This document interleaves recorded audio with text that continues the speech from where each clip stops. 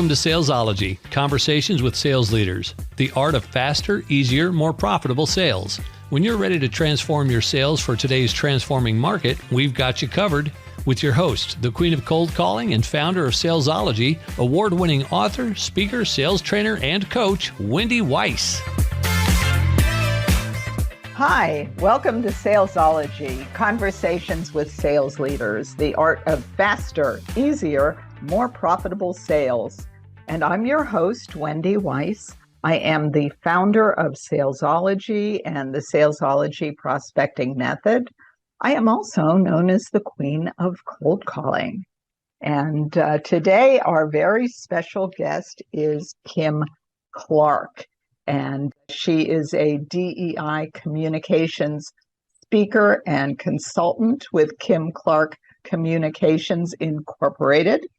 And Kim helps communicators and content creators learn and apply diversity, equity, and inclusion to engage leaders and employees in DEI work. She is the co-author of The Conscious Communicator, The Fine Art of Not Saying Stupid Shit, which I love that title, and Amazon #1 bestseller, and it's really the leading work to help organizations build trust and reputation through DEI communications and social justice messaging skills and processes. Kim's career spans documentary filmmaking, teaching at San Jose State University, and leading global internal communications teams at KLA, PayPal, GoDaddy, and GitHub. She is known for her ability to facilitate sensitive yet urgent conversations to make meaningful progress in creating inclusive workplaces. And Kim's focus is helping communicators and content creators understand and act on their role in DEI. She speaks at conferences, she designs custom workshops, she writes inclusive communications guides, and she consults with companies on all things related to diversity, equity, and inclusion communication. So welcome, Kim. It is really a pleasure to be here. Thank you for having me. Oh, my pleasure. So let's start at the beginning. Normally, I would ask you, how did you get to where you are today? But first, I want an answer to the question that maybe some of our listeners have. What exactly is DEI and why does it matter? That is the big question. A lot of business leaders are wrestling with that right now. So DEI stands for diversity, equity, and inclusion. And it's not a run-on sentence. They are individual pieces of work that is being done within our workplaces, within organizations. That's a need that's being filled where society has left some gaps that business can step into and really be able to build the relationships necessary in order to be a sustainable company moving forward. If you think of digital transformation and what it did to keep companies competitive and resonating in attracting talent, for example, and maintaining loyalty and even creating loyalty with customer bases. You had to go through the digital work, transformation. And that's where we are with DEI. Diversity, equity, and inclusion is a transformation of the business. And I think that's, we'll talk about the evidence of that, I'm sure, today. Absolutely. So let's take a step back then. And how did you get here? It seems that you have a very diverse background, did a lot of different things. How did you end up in DEI? In 2004, I began working with a mentor who has been a corporate diversity trainer since she was born, literally. She's been involved since the civil rights movement. And I began working with her from a spiritual place, an emotional intelligence place. And then it evolved into more and more working with her that I could see the opportunities of things that I needed to be more strategic about, more proactive about, more visible and vocal about within my own communication strategies while I was working in-house running internal communication groups.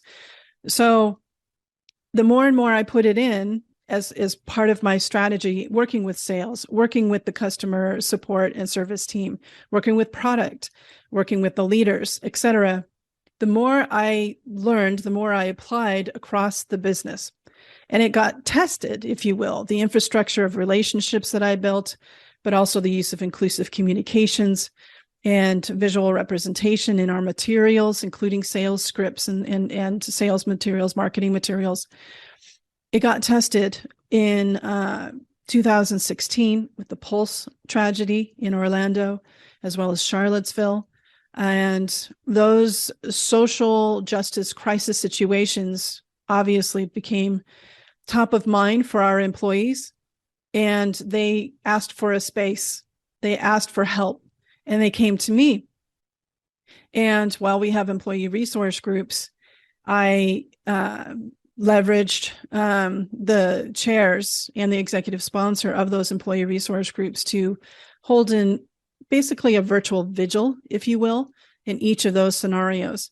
And the partnership and the collaboration that needed to happen in order to pull that off in a meaningful way for employees demonstrated to me the urgency and the necessity for embedding DEI in my communications strategies across the organization, wherever there's content, wherever there's touch point to other human beings, and that includes sales. So I've been very motivated to help other communicators, marketing folks, sales folks, and leaders understand the importance and the urgency of applying inclusive communications in particular, and making sure that we're basically auditing our content and materials to ensure that we are as inclusive and thoughtful and as intentional as possible in mirroring our customer base and experience, but also doing the work to create the content that is going to build those relationships and improve our transactions.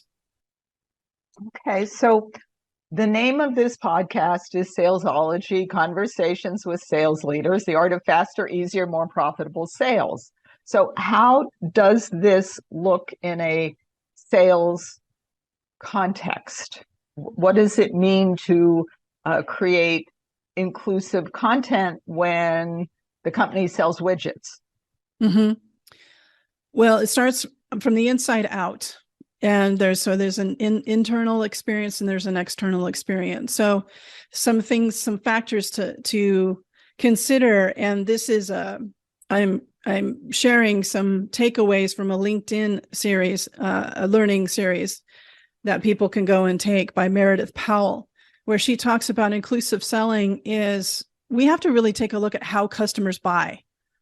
What is their experience? And one example of that is how accessible is our website, our sales flow, our sales funnel? How inclusive is our forms, our digital forms when people are signing up through a landing page or through our website or just signing up to purchase our products? Inclusive in ways like there may be a chosen name by somebody, including pronouns, not requiring a prefix like Miss, Mrs., Ms., Mr., Dr., Reverend, not requiring that. That is more inclusive. If you are building out forms that you, for whatever reason, it's necessary for you to know the gender of the person who's buying, ensuring that there's the capacity and the flexibility for people to choose non-binary, and not, I wouldn't use necessarily the word other because there's a whole piece of not othering people, but allowing people to self-identify. And so having that flexibility within your form for people to self-identify. And it's also helpful for your customer service folks to be able to look at your customers' demographics. And when they call in with a question, that you're addressing them in the way that they wish to be addressed. So for example, my name is legally Kimberly, but I do not want to be addressed as Kimberly. I go by Kim. So if you need my legal information, please leave room for me to put in there how I would like to be addressed. And, you know, I don't want to be Mrs. Clark. I'm not married to anybody, and I don't want to choose a prefix, you know, based on my marital status. What does that have to do with anything if I want to buy your widget? So, you know, how do customers buy? What is that experience like? And what do customers want? There's a body of research that comes out every year by Edelman Edelman is a PR agency, and it's called the Edelman Trust Survey. And it's a barometer of trust between consumers and organizations, employees and organizations. And one of the things that has been extremely consistent over especially the last few years, is the demand of customers to have the organizations that they buy from be in ethical alignment with themselves. So demonstrating what your ethical values are, your company values, and having that show up in your language, for example, and how you reach out to people, the frequency, how you are targeting their experience, because you have to know their experience in order to be able to sell into and solve for pain points in their experience. So take some homework, take some research to really understand. But consumers are basically demanding organizations to, if you want my money, because I am understanding more and more the power of where I spend my money needs to be in alignment with my personal values. So those are just a couple of examples.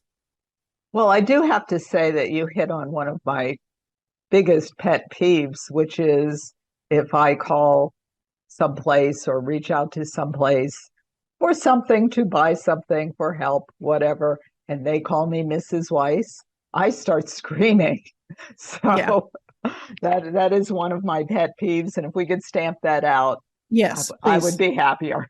Yeah. Our marital status is not, should not be the priority. Yes. Yes. So, but how does this help sales? Is there data that shows that companies that are more inclusive in their language when reaching out to customers or communicating with customers sell more than companies that don't?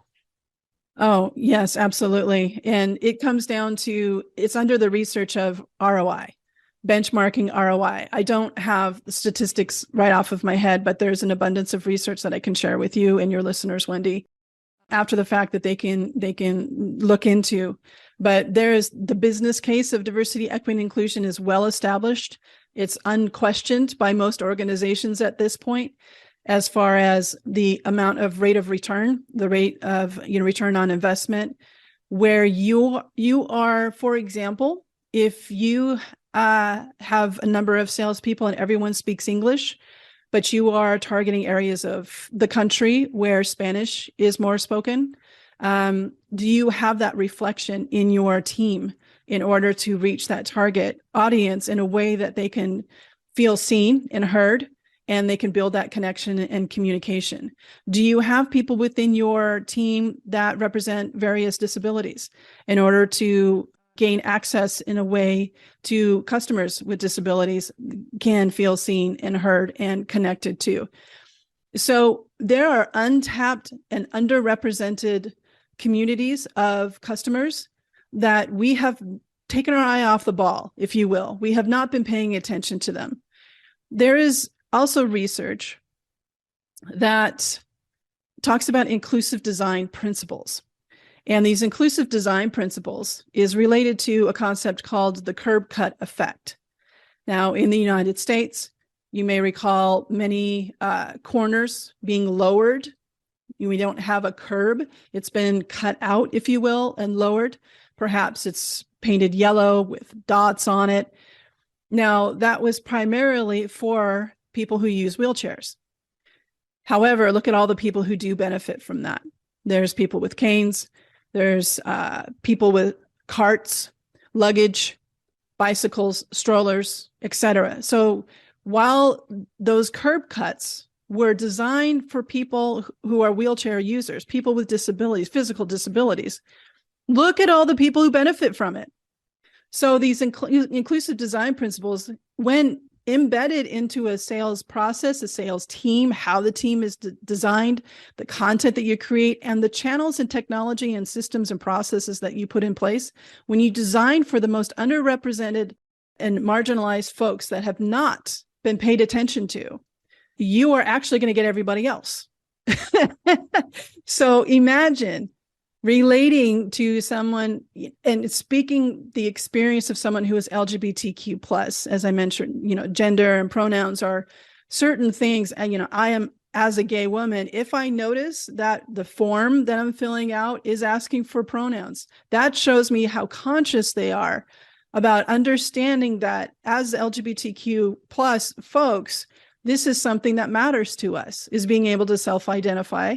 And they are demonstrating to me they've done the internal work to learn and understand that this is important to this community. So we're looking for these moments that matter to us from the sales process, but you do need to, and then you're more likely, as I mentioned with the Edelman Trust Barometer, you're more likely to get my business because you're more in alignment with my personal values. So there are people that we've been unintentionally cutting out when we have not designed for the most marginalized and the people that we've kind of not thought about, that we just wanted them to kind of have access to our widgets, but we haven't done the work to actually make it easier for them to access our widgets. So is this the same? Because I think I hear you talking primarily about larger companies, enterprise level companies. What about the solopreneur? Does it matter what size the company is? It does not matter, because DEI is in the details.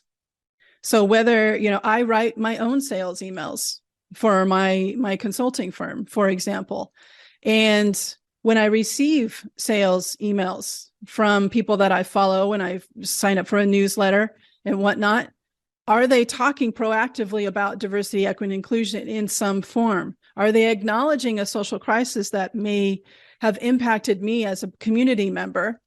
And you're addressing it in a way that your solution can help somebody through the pain points that somebody may be experiencing. I will receive sales emails that talk about, there's a technique of helping people feel like we're all in this together, this kind of community approach to the way that we are using language within sales emails. And sometimes what it comes down to is we have to all, no matter the size of our organization, we have to check our biases.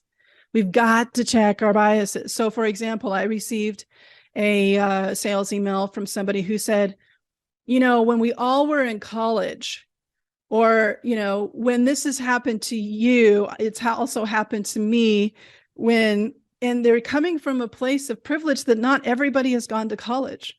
And the assumption, there's assumptions that sometimes we make when we're creating content for our sales emails, for our landing pages, that we actually are cutting some people out. While we need to decipher who our target audience is, are we leaving people behind by some of the language that we use because we haven't checked our biases? Just because it's been our experience, it doesn't mean it's everybody else's experience. And that's a concept called the myth of universal values. Something that my co-author and I talk about in our book, The Conscious Communicator, is this idea of the DEI lens. And that's looking at our content from a self-reflective and introspective perspective to say, okay, I wrote this, for example, a sales email from my experience. Now, I went to college, but will everybody who in my database receiving this email have gone to college? Should I make that assumption? Is it necessary in the purchase and the product funnel that I'm trying to create that I talk about all of us going to college, that time we were in the dorm room? I never lived in a dorm, but I went to college. So like when we talk about this, let's not make assumptions on our audience. Look at where our biases are. Not everyone has had the same experience as ourselves. So the DEI lens is saying, okay, let me look at my word choice. Let me look at the experience I'm trying to build connection over. And perhaps I need to say when I went to college. Is it necessary for me to say college, or can I say when I was in my early 20s? Is there a way that I can be more inclusive in telling this story that doesn't put the assumption on the audience, but I can speak from my personal experience? But what are those connection points? What is my objective in telling that story? Is getting them to understand these pain points, build that connection and relationship, move them into the landing page. Okay, how can I do that at a higher level that actually can find that common ground? So those are the kinds of things that, I highly recommend, especially solopreneurs. You have this opportunity to be very custom in your approach in building those relationships over time, and as well as in the content delivery within your landing page, the free courses that you offer, et cetera. So I would imagine that is extremely difficult to do. Sounds really good. I completely get it, but I would imagine it's really hard for someone that maybe has never thought in this way before, and now they want to start being more inclusive. Where would they start? What exactly should they do?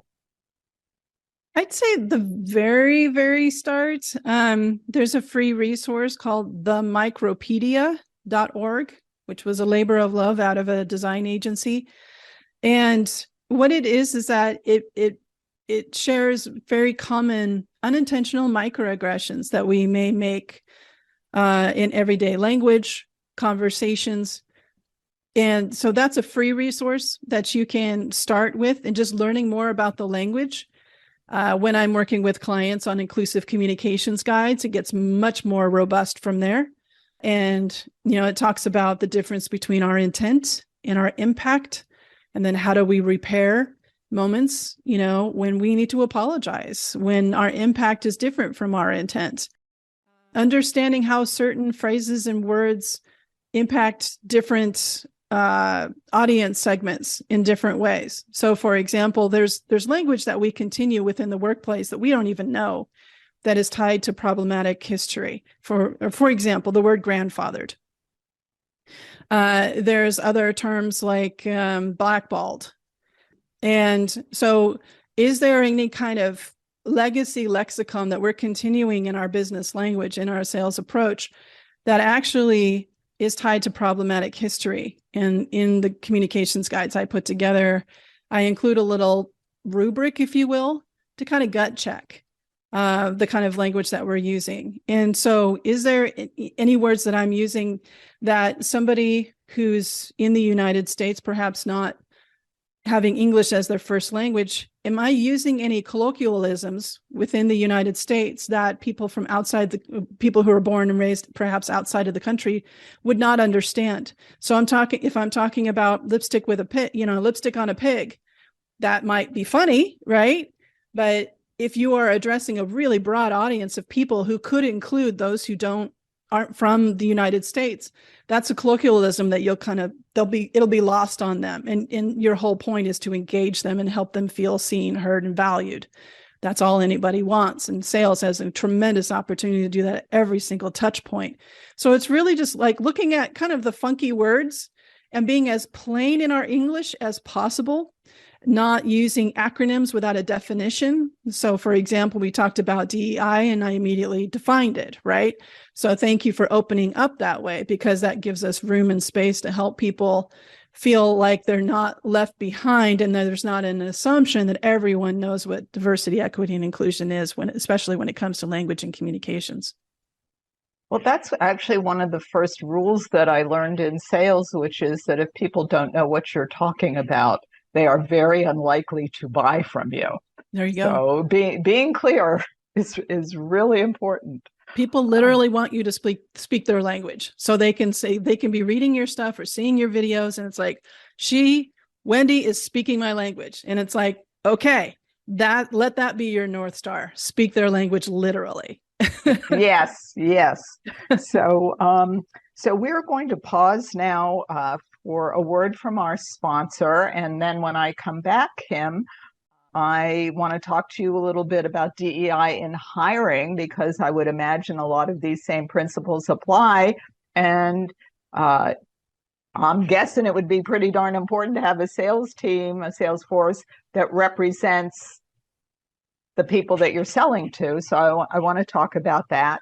And but we're going to pause here for a moment for a word from our sponsor, which is Salesology, 81 tools to grow your sales and your business faster, more easily, and more profitably.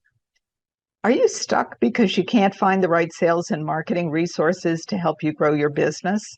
Or maybe you're sick of spending hours hunched over your computer researching and looking for what you need instead of selling and generating revenue. Or maybe you're just frustrated and confused because you can't find what you need at an affordable price.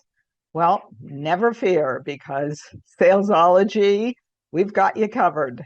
We've done the research. We have vetted all of the sales and marketing tools so you can save hours of work because you no longer have to hunt for what you need.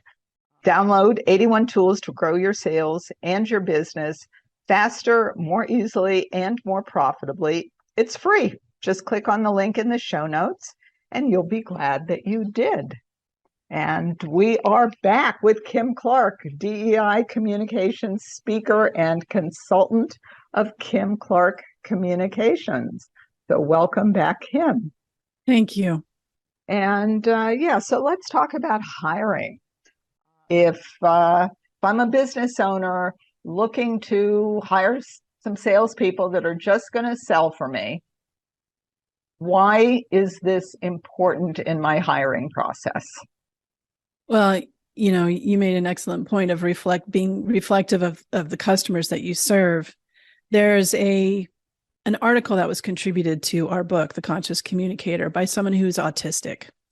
And that person talked about seeing sales messaging coming through his feed where it was talking about selling these fidget spinners. They're basically fidget spinners, but it was very geared towards the autistic community. Now, there's a lot of various people who may benefit from fidget spinners, but the way that the sales material was presented to him, he felt like someone autistic actually wrote the material, because it literally spoke his language of what his experience is as someone who's autistic. So there's, and if that's true, which it likely is, at least by a consultant, if not somebody on the team who has personal experience in one form or another, being able to address, a targeted audience like somebody who is autistic, you have to have that representation amongst your team. And similar to what we talked about earlier with the curb cut effect, it's this idea of if you are garnering opportunities, think of videos, for example. All videos that we put out need to have captioning. Now, is that exclusively for people with disabilities? Was it first created for them? Yes, absolutely. And who else is benefiting from that? I am. I have sight, I have hearing, and yet I have actually started a behavior of not watching videos that don't have captions. Sometimes there's accents, sometimes they speak too fast, sometimes it doesn't come clearly through the recording what they're saying. So the captions help me understand more of what the message is coming across. So having people within your team that are thinking this way, saying, hey, we need to really make our material as accessible as possible, that is of high value to the point of the curb cut effect. Now, I'm using the example of people with disabilities, but this goes across, faith traditions, sexual orientation, gender, race, socioeconomic status, because they're the ones that are going to be able to say from their lived experience, I've always been left out of marketing material, sales material, because my experience is not reflected here. There's assumptions about me that leave me behind. And there's, another example is if you have someone of the Muslim faith or someone who is Jewish, looking at a calendar, there are calendars online that you can Google, diversity calendar, diversity, moments, those kinds of things, calendars. And those calendars help you understand particular high holidays, for example, for the Jewish faith.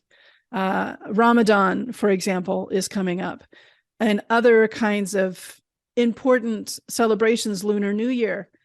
So you can be mindful of acknowledging those cultural moments, if you will, within your language ahead of time in a meaningful way. You could also understand not to put your 2-day workshop on Juneteenth right? Don't schedule your 2-day workshop that, your top of funnel experience on Juneteenth. So it helps you understand the experience of the audience you're trying to attract and meet them where they are. I would imagine that it also helps to recruit good salespeople, because if you've got an environment that is inclusive, good people are more likely to want to be there and stay there. And you can't read a paper or read online or listen to a newscast or anybody talking about the economy. Certainly when I talk to my clients, all I hear is how hard it is to hire people. And give me your 2 cents, but I would imagine that makes it easier to bring good people on and to keep them. It is. When you are very inclusive in your job descriptions, there is a job description decoder that's also for free online, where you can copy and paste your job description, and it's a gender decoder, and it will tell you if it's heavily masculine coded in its language and word use, or heavily feminine or female coded in your language. So that's something to gut check. So if you're trying to attract more women onto your sales team, for example, but you're using words that are more masculine coded, that you're probably not going to get them as much. So what are you doing? And then also, what's your reputation?